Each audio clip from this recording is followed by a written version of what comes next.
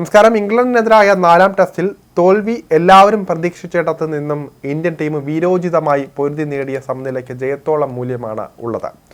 Manchester ടെസ്റ്റിൽ അവസാന ദിനം കരുത്തുറ്റ പ്രകടനം നടത്തിയ ഓൾറൗണ്ടർമാരായ രവീന്ദ്ര ജഡേജയും വാഷിംഗ്ടൺ സുന്ദറും ചേർന്നാണ് ഇന്ത്യക്ക് സമനില എന്ന നേട്ടം സ്വന്തമാക്കി നൽകിയത്.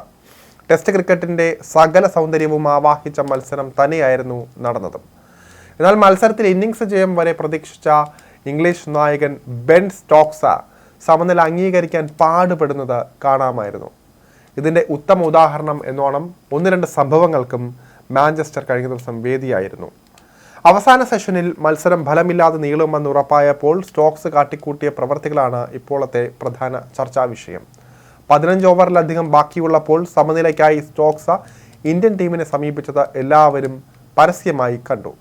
എന്നാൽ ജഡേജയും സുന്ദറും സ്റ്റോക്സിന്റെ വാക്കുകൾ മുഖവിലയ്ക്ക് പോലും എടുക്കാൻ തയ്യാറായിരുന്നില്ല. ഗൗതം ഗംഭീറും ഗില്ലും ജഡേജയുടെയും സുന്ദറിന്റെയും സെഞ്ചുറികൾക്ക് അധികം അകലമില്ലാത്തതിനാൽ ബാറ്റിംഗ് തുടരാൻ ആവശ്യപ്പെടുകയായിരുന്നു. രവീന്ദ്ര ജഡേജയും വാഷിംഗ്ടൺ സുന്ദറും സമനിലയിൽ ഒതുങ്ങാമെന്നുള്ള തന്റെ വാഗ്ദാനം നിരസിച്ചതിനെ തുടർന്ന് ഇംഗ്ലണ്ട് ക്യാപ്റ്റൻ ബെൻ സ്റ്റോക്സ് രോഷാകുലനാവുന്നത് കണ്ടതാണ്. സാധാരണഗതിയിൽ മത്സരഫലം ഉണ്ടാകില്ല എന്ന് തോന്നുകയാണെങ്കിൽ 2 ക്യാപ്റ്റന്മാർക്കും കൈ കൊടുത്ത സമനിലയിലേക്ക് പിരിയാം. എന്നാൽ ഇവിടെ ഇന്ത്യൻ ടീമും മാനേജ്മെന്റും ബാറ്റിംഗ് തുടരാൻ ഇവരോട് ആവശ്യപ്പെടുകയായിരുന്നു. സമനില നേടാൻ കഠിനാധ്വാനം ചെയ്ത ജഡേജയും സുന്ദറും യഥാക്രമം 89-ഉം 80-ഉം റൺസുമായി ബാറ്റ് ചെയ്യുമ്പോഴായിരുന്നു സ്റ്റോക്സ് വരുന്നതും ഇക്കാര്യം പറയുന്നതും. പിന്നാലെ സ്റ്റോക്സ് അമ്പയറെ സമീപിച്ചെങ്കിലും ഇന്ത്യൻ ടീം തീരുമാനത്തിൽ ഉറച്ചു നിൽക്കുകയായിരുന്നു. ഇതാണ് ഇംഗ്ലണ്ട് നായകനെ യഥാർത്ഥത്തിൽ ചൊടിപ്പിച്ചത്. എല്ലാ കഠിനാധ്വാനവും ഇന്ത്യയാണ് ചെയ്തതെന്ന് താൻ കരുതുന്നു. അവർ 2 പേരും, അതായത് വാഷിംഗ്ടൺ സുന്ദറും ജഡേജയും അവിശ്വസനീയമായ വിധം നന്നായി കളിച്ചു. വ്യക്തമായും ഒരു ഫലം മാത്രമേ ഉണ്ടായിരുന്നുള്ളൂ.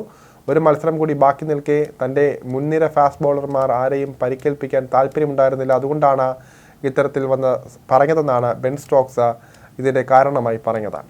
ഇതിനിടെ മത്സരത്തിൻ്റെ അവസാന മണിക്കൂറുകളിൽ ജഡേജയോടും സുന്ദറിനോടും സമനിലയ്ക്ക് വേണ്ടി ചോദിച്ച ബെൻ സ്റ്റോക്സ് മത്സരശേഷം ഇരുവരുമായും ഹസ്തദാനം ചെയ്യാൻ വിസമ്മതിച്ചു എന്നതിൻ്റെ ദൃശ്യങ്ങളും വ്യക്തമായുണ്ട്. ഇതും വലിയ രീതിയിലാണ് ഇംഗ്ലണ്ട് ഇന്ത്യൻ മാധ്യമങ്ങൾ കൃത്യമായി കാണിച്ചുകൊണ്ടിരിക്കുന്നത്. ജയം പ്രതീക്ഷിച്ച മത്സരം കൈവിട്ടു പോയതോടെ ഇംഗ്ലീഷ് നായകന്റെ സംയമനം നഷ്ടമായി എന്നാണ് ആരാധകർ പറയുന്നത്. ഇതിനിടെ ഇംഗ്ലണ്ടിന് എതിരായ 4ാം ടെസ്റ്റിൽ സമനില നേടിയതോടെ ഇന്ത്യക്ക് അവസാന ടെസ്റ്റ് പ്രതീക്ഷയുള്ളതായി മാറിയിരിക്കുകയാണ്. നിലവിൽ 1 ടെസ്റ്റ് ഇന്ത്യയും 2 ടെസ്റ്റ് ഇംഗ്ലണ്ടുമാണ് ജയിച്ചത്. 1 മത്സരം സമനിലയിൽ കലാശിക്കുകയും ചെയ്തു.